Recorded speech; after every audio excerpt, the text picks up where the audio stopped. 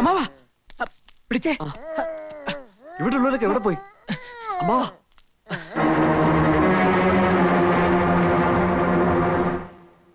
എന്താ ഉണ്ടായേ? ഞങ്ങൾ വന്ന് കേറുമ്പോ അമ്മാവൻ ബോധമില്ലാതെ കിടക്കായിരുന്നു. ഉടനെ ഏതെങ്കിലും ഹോസ്പിറ്റലിലേക്ക് കൊണ്ടുപോവാം. ഭഗവതി, ഇത്ര പെട്ടെന്ന് ഏട്ടൻ എന്ത് പറ്റി? അമ്മാവാ ഇതെന്ത് ഭാഷയാണ് അമ്മാവാ? ഒന്നും അങ്ങോട്ട് മനസ്സിലാവണില്ലല്ലോ. എന്താ ഉണ്ടായെന്ന് പറ രാമാ. എന്ത് പറ്റി അമ്മാവന്?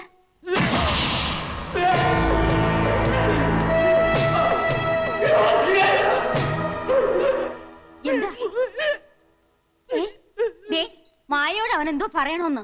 പറഞ്ഞോളൂ അമ്മാവ, എന്താ ഉണ്ടായേ? ഓ, എന്തെങ്കിലും തിന്നാൻ വേണോ? വെറ്റില മുറുക്കണോ? ഓ, പടം വരയ്ക്കണോ അല്ലേ? എഴുതി കാണിക്കാന്നാണോ? ശങ്കര, ഒരു പേനയും കടലാസും വേഗം കഞ്ഞു കൊണ്ടുപോവാ.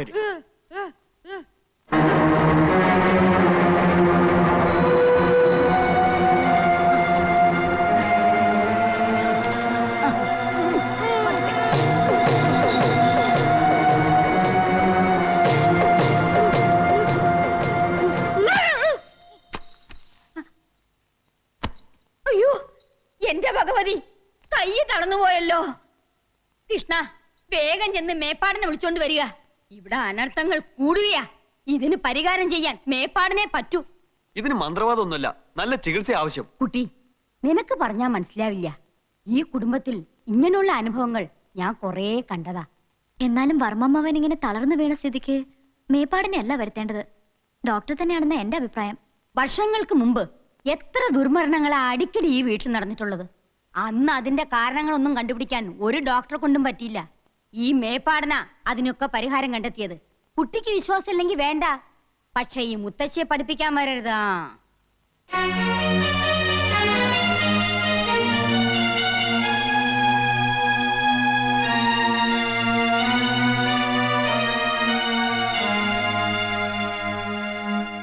അസുഖം വന്ന ഡോക്ടർമാരെ വിളിക്കേണ്ടത്, അല്ലാണ്ട് മന്ത്രവാദിയല്ല. ഉണ്ണി ഇതിനൊക്കെ സമ്മതം കൊടുക്കണ്ടല്ലോ. മുത്തശ്ശിയോട് തർക്കിക്കാന്നല്ലാതെ അതുകൊണ്ട് വല്ല പ്രയോജനമുണ്ടോ? പി കൂടി വീണതായിരിക്കേ വഴിയുള്ളൂ. എന്ത് ചെയ്യാം? കോലോത്ത ഫാമിലി ഡോക്ടർ മേപ്പാടനാ. അയാൾ വന്ന് പോട്ടെ, പിന്നെ നമുക്ക് എന്തെങ്കിലും വഴി ആലോചിക്കാം. അപ്പോ മേപ്പാടിനെ കൊണ്ടുവരാൻ തീരുമാനിച്ചോ? ഉവ്വ്, കൊണ്ടുവരാൻ കേശം പോയി കഴിഞ്ഞു. മായെന്താ ആകെ മൂടോട്ടായിരിക്കുന്നത്? ഏയ് ഒന്നുമില്ല, ഇവിടെ വല്ലാണ്ട് ബോറടിക്കണോ. നമുക്കൊന്ന് ഔട്ടിങ്ങിന് പോയാലോ? എന്താ, വേഗം റെഡി ആയിക്കോളൂ, നമുക്കൊന്ന് കറങ്ങിട്ട് വരാം.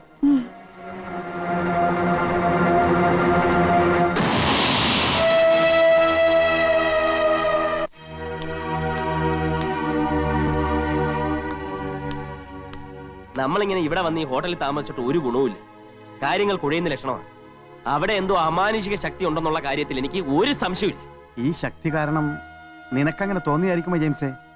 അവിടെ കണ്ട നമ്മുടെ ഡെയ്സി മോളെ തന്നെയാണോ? അച്ഛൻ ഒരുമാതിരി ചൊറിയുന്ന വർത്താനം പറയരുത്. ഞാൻ അത്ര കൊച്ചുകുട്ടിയാണോ? എന്റെ കണ്ണിന് ഞാൻ നേരിട്ട് കണ്ടതല്ലേ ഡെയ്സിയെ. ഇനി പബ്ലിസിറ്റി ആവുമോ എന്ന് ഭയന്നിട്ടൊന്നും കാര്യമില്ല. നമുക്ക് പ്രശ്നം നിയമപരമായിട്ട് കൈകാര്യം ചെയ്താലോ? ഇനി ആ വഴിക്ക് തന്നെ അങ്ങ് ചിന്തിക്കുന്നതായിരിക്കും നല്ലത്. നമുക്ക് പോലീസിൽ അറിയിക്കാം. അമാനുഷിക ശക്തി എന്നൊക്കെ പറഞ്ഞാൽ പോലീസ് എന്നാൽ ഇതൊക്കെ തന്നെയല്ലേ സ്ഥിതി. പിന്നെ ഇതുപോലെ പത്രവാർത്ത എങ്ങനെ ആയാൽ? ഇങ്ങനെ അങ്ങ് പേടിച്ചാലോ? നിനക്കിത് പറഞ്ഞ മനസ്സിലായില്ല. ഇപ്പൊ തന്നെ ഡെയ്സി ഓരോരുത്തർ തിരക്കുമ്പോൾ മൈസൂരിലെ എന്റെ പെങ്ങളുടെ വീട്ടിലാണെന്നാ പറയുന്നത്.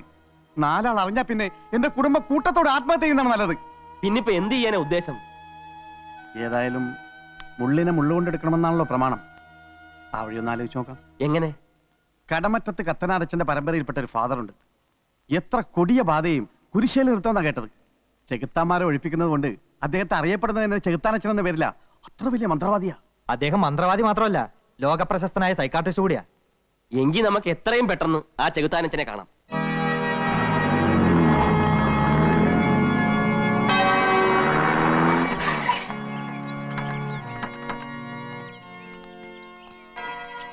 ഈ ചെകുത്താനച്ചന്റെ മേട ഇതല്ലേ? ചെകുത്താനച്ഛനോ? അങ്ങനെ വിളിക്കരുത് കുഞ്ഞാടെ, അത് അച്ഛന്റെ ഇരട്ട പേരാകുന്നു. അവിശ്വാസികളാണ് അങ്ങനെ വിളിക്കുന്നത്. വിശ്വാസികൾ ഡോക്ടർ മികായലച്ച എന്നെ വിളിക്കൂ. ഒരു ബാധ കയറിയ കേസ് ഉണ്ടായിരുന്നു. അച്ഛനൊന്ന് കാണണമല്ലോ. ഇയാളെ കണ്ടപ്പോഴേ എനിക്ക് തോന്നി. എനിക്ക് കുഴപ്പമൊന്നുമില്ല. ആളെ കൊണ്ടുവന്നിട്ടില്ല. പിന്നെ ആർക്കാ? എല്ലാം മിഖാലച്ചനോട് ഞങ്ങൾ പറഞ്ഞോളാം. ഓ, കയറി വരൂ കുഞ്ഞാടുകളെ.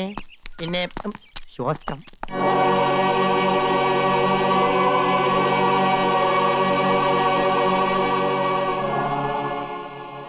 കർത്താവേ, നിനക്ക് നന്ദി.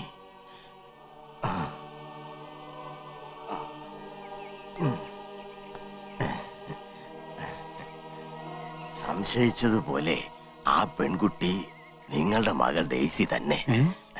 വരൂ, ഇങ്ങോട്ടിരിക്കൂ.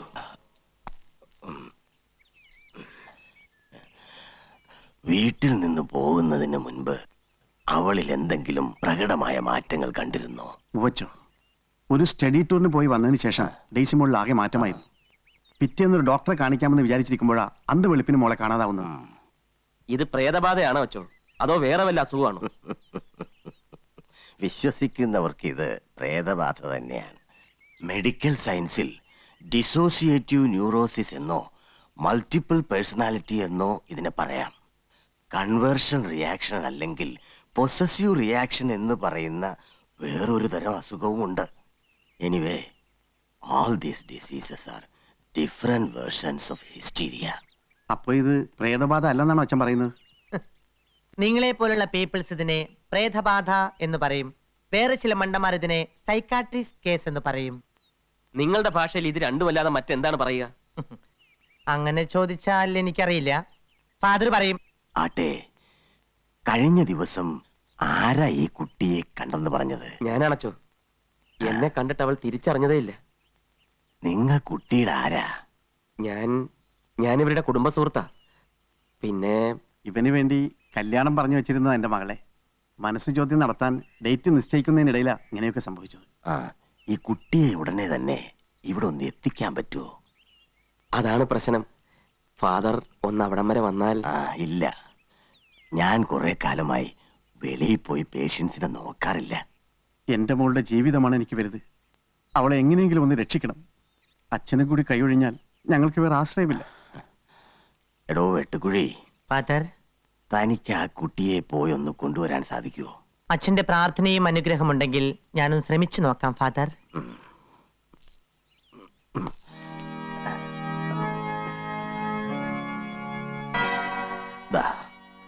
ഇത് കൈമാറാതെ വലതു കൈയിൽ തന്നെ സൂക്ഷിക്കണം.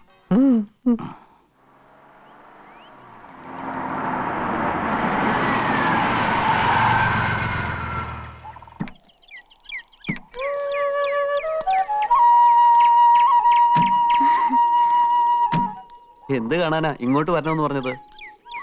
എനിക്ക് കുന്നിൻ ചെരുവ് വലിയ ഇഷ്ടാ. നമുക്ക് ഈ കുന്നിന്റെ നെറുകിൽ ചെല്ലാം. എന്തിനാ? അവിടെ നിന്നാ സ്വർഗം വളരെ അടുത്ത് കാണാം. എനിക്ക് ഈ സ്വർഗമൊന്നും കാണണ്ട. പിന്നെ ഏത് സ്വർഗം സാറിന് കാണേണ്ടത്?